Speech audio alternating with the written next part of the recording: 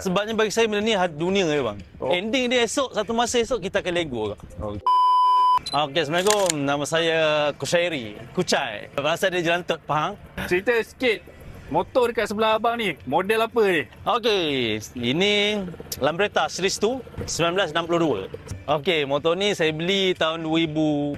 Masa tu saya beli dekat satu orang jelantot lah. Ni dah berpindah ke Kuantan. Masa saya beli tahun 2006 tu, motor ni harga dia 2,900. Condition masa dapat tu, macam mana? Enjin tak boleh jalan, body part pun ada karat. Jadinya ada motor-motor ni saya dah replacement lah. Ada body part yang saya masa dulu murah dalam kereta. Jadinya saya ada 2-3 biji, saya jadikan sebiji. Taklah semua, adalah part-part dia macam sidebox, dia punya mudguard, hidung, leg sheet. Okey, motor ni masukkan aksesori daripada valvo, CWL valvo, daripada hidung, fork cover, dia punya sidebox, floorboard extension, dan ini saya masukkan daripada box, daripada radiator, dan benda scoot boot.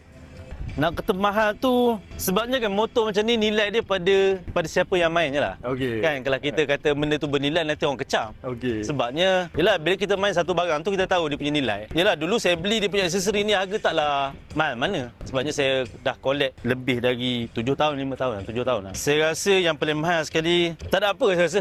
Sebenarnya orang mampu beli lah. Mampu beli. Okay. Susah ke tak nak maintain motor ni? Sangat senang. Bagi saya lah sebabnya motor ni enjin saya buat sendiri. Oh, buat sendiri.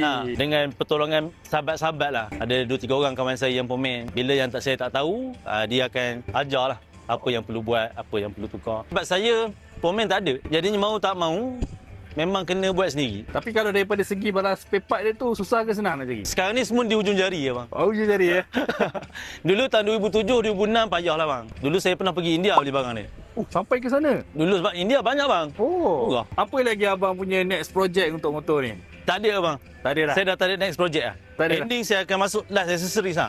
Okey. Dekat dia punya mudguard. Dah beli dah cuma tak sempat nak pasang. Andai kata lah ada orang tengok video ni, tiba-tiba dia kata saya nak beli motor abang ni, berapa harga abang berani buka? Payah lah bang nilai bang. Nilai tu sangat payah bang. Sebabnya benda ni macam willing buyer, willing seller. Okey. Ada masa, yelah sebabnya saya tahu motor ni saya takkan pakai sampai saya tua.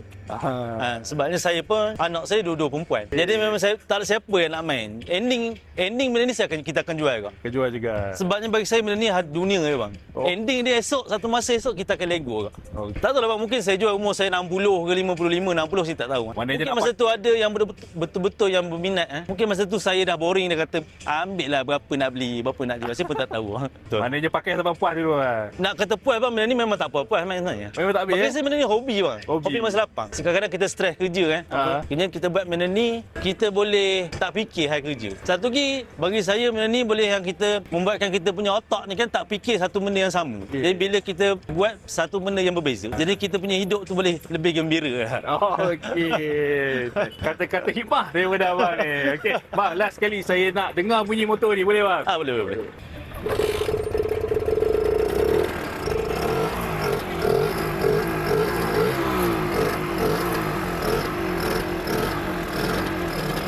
Masih berkilat lagi bang. Saya hantar kru. Okey. Semua masih original. Semua masih original. Masih original. Okey bang, jumpa lagi.